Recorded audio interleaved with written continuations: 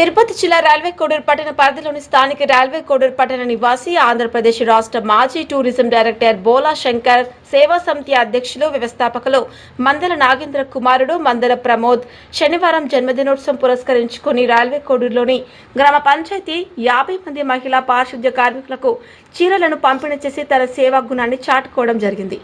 సందర్భంగా ఆయన మాట్లాడుతూ బోలా శంకర్ సేవా సమితి ఆధ్వర్యంలో ఎంతో మంది ప్రముఖులు, సామాజికవేత్తలు, రాజకీయ నాయకులు తమ పుట్టినరోజు కార్యక్రమాలు లేదా ఇతర కార్యక్రమాలకు సంబంధించి మన బోలా శంకర్ సేవా సమితి తరఫున ఎంతో మంది పేదలకు నిత్యావసర సరుకులు, ఇతర సామాగ్రిలను పంపించడం జరుగుతోందని, అందులో భాగంగానే నేడు నా కుమారుడు పుట్టినరోజు సందర్భంగా పారిశుద్ధ్య కార్మికులకు చీరల పంపిణీ చేయడం జరిగిందని తెలియజేస్తూ ఈ సేవా సమితికి సహకరిస్తున్న ప్రతి ఒక్కరికి పేరు పేరున ధన్యవాదాలు తెలియజేసుకుంటున్నానని అన్నారు.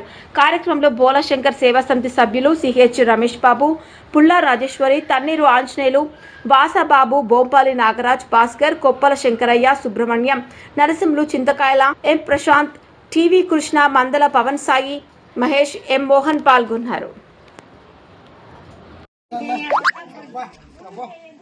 బాబాయ్ ఫోటోలు కూడా కావాలనా? ఫోటోలు కూడా కావాలనా?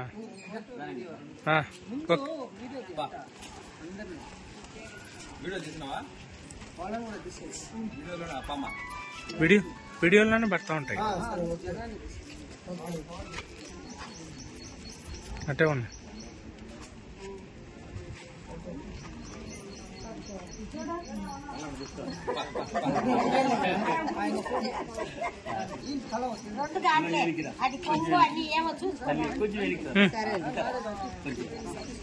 పక్కరండి మీతో